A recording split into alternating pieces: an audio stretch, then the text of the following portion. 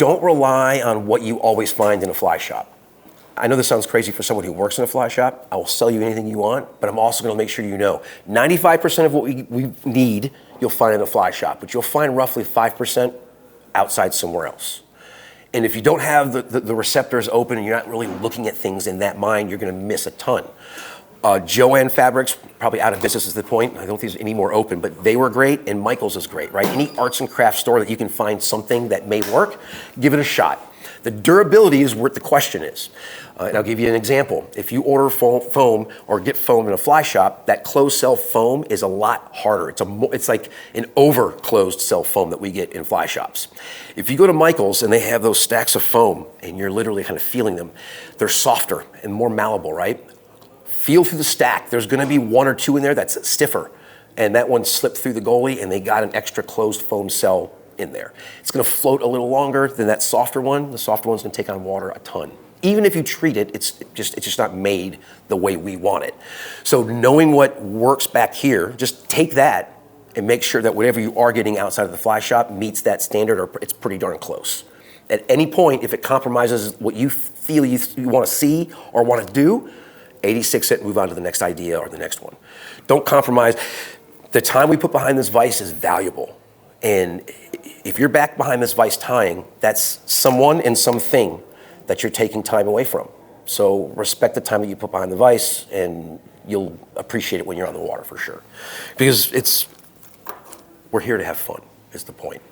So as technical as I may sound and go down this rabbit hole, understand like this is all basic 201 stuff that I basically just put up and kind of expounded upon.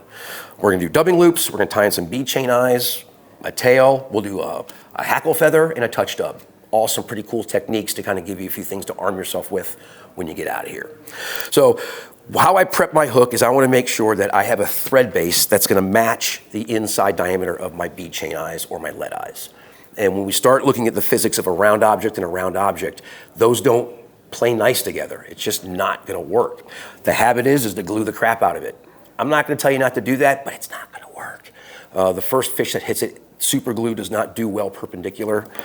Super glue strength is this way. Its second level of strength is to the side, but it's still gonna crack. And if you go perpendicular, it's gonna crack and spin your eyes, which is why I use this water-based head cement for all my bead chain eyes. That dries with almost a latex kind of give. So when you hit those eyes with big fish, those eyes have give and they can take some shots before they actually spin.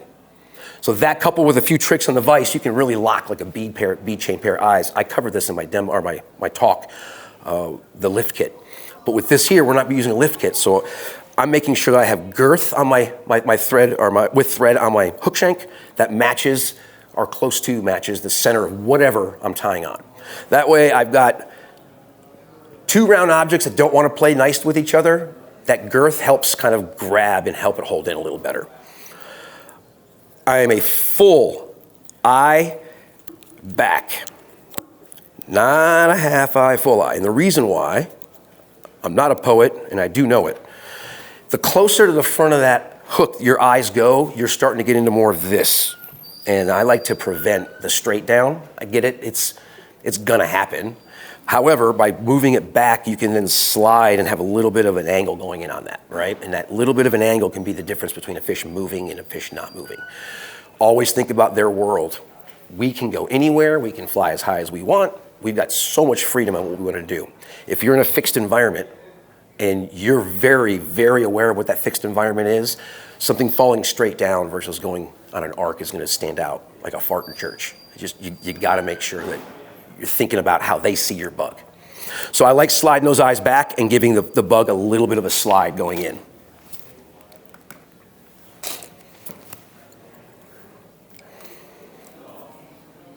Put a little bit on top, and it is a very loose glue, so it's gonna run. I usually put it on top, grab the rest of my fingers, flick it into my can. That's the loon glue? That is the loon. And I have some of that is gonna be, I portioned out some so everyone has a little bit to use as well. I'm just gonna put a little bit on that. I want it to be saturated or at least wet. That way my next set of wraps that I'm putting over this will absorb all of that. We're using UTC 140. The reason I'm using UTC is that it has the most stretch. You've got all kinds of different materials out there within thread world. GSP, nano silk, Uni is a polyester, UTC is a nylon thread. You get the most stretch from nylon, and that's why I'm using this. If you notice, when I go up to these eyes, if I pull, and by the way, get in a habit of doing inline cinches. If you cinch down like this 90 degree, it's gonna blow you out. You're not gonna be in good shape. Keep it nice and tight like this, and then wrap back around and get nice inline cinches. That stretch, I can use this like a drag on a reel. Once I feel it's gonna break, I can just release my bobbin a little bit and kind of match the tension with the stretch of that thread and increase your cinch strength. Now I am running low on my 140, so I'm gonna switch over to this, nano silk. Bang out the rest of this fly. All right, we're gonna tie a tail in here. I am gonna demo how I trim the tail with a lighter. I have actually already done that for everybody here, so we can plug and play when the time comes. I'm gonna match the tail length over the shank, right down just past the hook bend. This is not written in like any kind of stone. If you want it shorter or longer, knock yourself out. Fisheries are different everywhere. You may not have a fishery that wants a long mop, they want a smaller one. Tie to what the fish want. I'm gonna pull out the fuzz and leave the strands for a little more security, tying it in. Wrap those down, good sequential, tight wraps, going back up in front. I am using a smaller diameter thread, so I'm gonna be afforded a few extra wraps. I usually take this off. Now, if you decide to do these at home, don't do this. You wanna make sure that your flame and your mop are pretty much parallel to each other, and you're just gonna touch it and taper. All we're looking to do is pretty much taper the tip of that fly, or tail. So once it's up, I'll kind of come in, and I'm just gonna kiss it with the flame all the way around. And what happens now is I've got the top tapered, and you can come in down here. If I feel I've got too much on the underside, a part that's hidden, I can come in and hit that and then take it right back out. So the lighter is a great way to trim this out. You don't need a lot, but just enough to give that taper. Works pretty darn well. And I don't use these. I use the ones with the longer shaft. That way this doesn't get hot. I'm also tying dozens of these. So if you're tying a few, that'll work fine. All right, back in the vise. We'll start our thread here, and we are gonna get into our dubbing loop. We're gonna get into our dubbing loop. All right, come on now, we're having fun here. If you don't laugh at my dad jokes, I'm gonna pack it up and get out of here, come on. All right, my dubbing loops, I do 2. I can do 1, but we're gonna get a little physical and we brush this out. So the 2 dubbing loops give us a little more durability. Wrap it around the shank twice, and you're gonna hold your pivot with your fingers down here. I like my dubbing loops for this particular fly to be in that 5-inch range, minimum, to give yourself enough room to work with it. Once you got those 2 built out, cross your thread over your bobbin over the thread 3 times, cinch it down, tie her back in. If you break your thread, you just rethread it and start again. That happens to everybody. All my videos with Anglers All, I had to fight with our videographer to leave my mistakes in. I think seeing recovery from a boo-boo is a big part of like learning what we're doing. All right, so I don't have a dubbing loop spinner for everybody, so I am gonna use this. So in the beginning, what we're gonna do is I'm gonna hold this out to work with everything. When we prep our dubbing, we are looking for a 5 to a 6-inch stack of organized dub. What I'm gonna do is I'm just taking my thumbs, pulling it out and restacking it to where I can have as close to a straight stack of dubbing to put in my loop.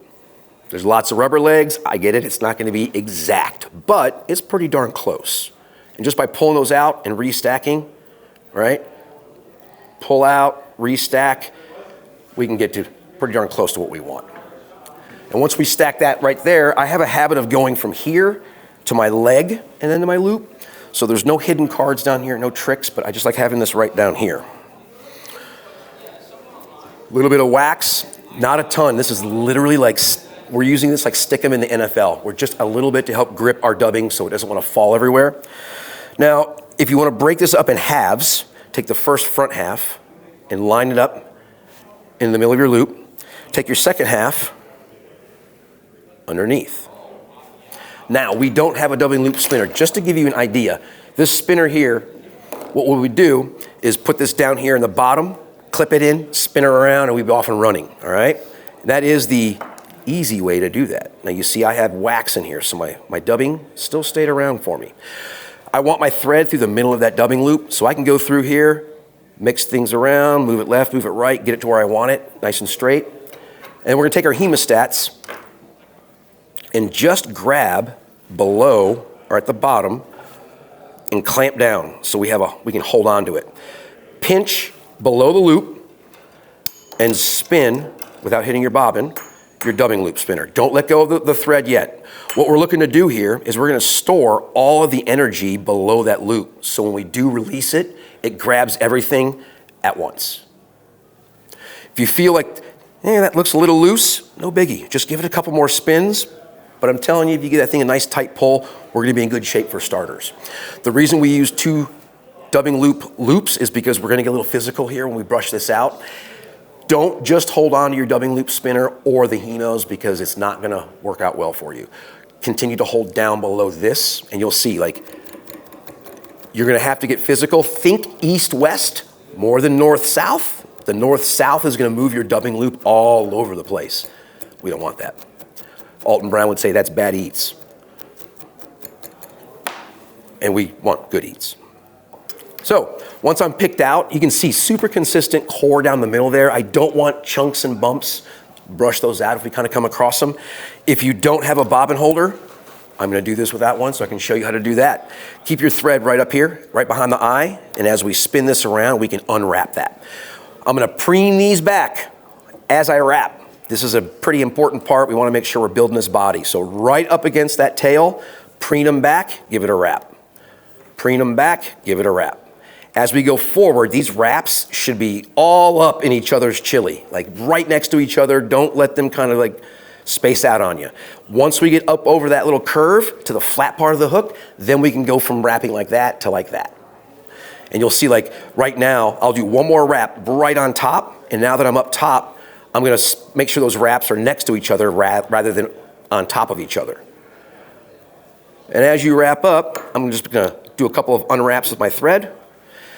Don't get in the habit of this move. There's a very small percentage of the time that we have to do this. That's free, by the way. Get out of the habit of laying that over and grabbing it. What we're doing is we're giving it, it's not a secure wrap. We're just placing it over there and pulling it back on it. I like a nice tight wrap all the way around. If you can't do that, just do it underneath. I always say just have your bobbin and your dubbing loop do the do-si-do underneath 2 or 3 times and then come up and secure it. Little inline cinch, and we're rocking and rolling with something that's actually gonna grab and stay there. So if you're into a corner where you can't do that, I get it, but most times we can secure underneath. We're gonna take a brush and we're gonna brush this out, and we'll do a little trimming as well, because I don't wanna just have a bunch of leggy dubbing for the sake of having a bunch of leggy dubbing. So that right there will fish all day long, but it's a little sloppy. I like using curved, however, if you wanna use straight, it's the same thing. We're just gonna rest our scissors on that set of eyes for the angle that we want. And I'm only cutting and trimming, really, the loose bits around the body. I don't want this to have any kind of gaps or bumps. I just want it to be a little neater and have some shape to it. And that just helps that silhouette once it starts getting wet. India hen, it's in every darn fly shop out there. It is a wonderful, collars, soft hackles, tails, you can get a ton done with these. They're not expensive. It's a great way to have a variety of color in your mix with feathers without having to spend a ton of money on feathers. All right, we're gonna preen off all the fuzzy stuff on the bottom. Go to the top. This is a very soft hackle way to prep a feather. If you've tied to any kind of soft tackle trout stuff, this is how you would prep that feather, right? We go to our little triangle up top and we're gonna tie that in. Nothing different there. Go ahead and cinch the first feather down, that little tip. Go in front of it and then behind it. And we give ourselves 3 wraps on that. 1 to cinch it down, 1 in front of the tag end, and 1 behind the feather. 3 wraps over 1 piece of material gives us a little more security with this hackle feather. My buddy Kelly would tell you, you can pull this out, and he'll do that in every one of his videos. But we don't want to pull up when we wrap this. We want to make sure that we're wrapping it around that way. If we pull up, we're just going to pull it out. I mean, we can still pull it out with that tie because, well, we're human and we have 2 thumbs. So don't pull up, just hold on to your feather, preen it back, and then walk around the block with it. I'm wrapping forward. Again, under and around on the underside, right? I'm gonna catch that on the underside of things, so I'm not now having to worry about that over the top wrap. Cut out your little stem, put that over there. If you have a brush, which we'll pass one around, you can bust up this feather. I like making sure that this feather, or any oily feather like a hen saddle here, all these feathers have a job. Their job is to pretty much allow water to preen off of that feather. However, if I rough this feather up into a situation where now they can't rely on each other, every one of these barbels are gonna vibrate and react differently subsurface. And if that's what it takes to make this fish think that that bug is injured or alive, it's a pretty easy thing to do to make sure that happens. So I'm not really too concerned about stressing that feather. Once it's tied in, we're gonna be good to go. This is the touch dub. We will use a little more wax here for this. This is a great way, in my opinion, to add a body or a collar to a fly. I am specifically using a guard hair heavy dubbing. And that's because I just want a bunch of guard hair up here. I'm not really too interested in actual dubbing. It's just all squirrel. Love this stuff. Touch dub is literally a stack of dubbing. If you've been using it a lot like I have been, you'll have to go through and loosen stuff up and just touch it to the wax. That's all we're doing. Make your first few wraps pretty straight over the fly, and then we'll kind of go into the eye after that. So I'll go ahead and I'll go right up and down, and then I'll start kind of wrapping up against the eye. And what we're doing with that is just building some shoulder to the front of that fly, so now we've got some water push going over the rest of it. Once you're there, give it a good inline cinch, come on the underside, and build out the rest of your head and whip finish. If for some reason you don't have a whip finish tool and we have time, I am more than happy to teach you how to whip finish by hand. It's not hard, and I love making sure that we know how to do that. When someone comes in, they say, I lost my whip finisher, I look at their hands and they think I'm nuts. Like, I have mine. All right, that's 2 strikes, people. Come on, laugh at my jokes. You're off the hook. You laughed at least. All right, that's it. That's the fly. If you do want to use Zap-A-Gap, I tend to put it on the thread because I have more control. If I happen to put too much on, I can come in with my brush and take it off. And I like that. So what I'll do is I'll do whip finishes, zap, do a few wraps, and then I'm going to whip finish on top of that Zap-A-Gap. And what you get at that point is good technique, a few wraps of glue, and then more good technique. You'd have to have a critical failure now for this fly to come undone at the front.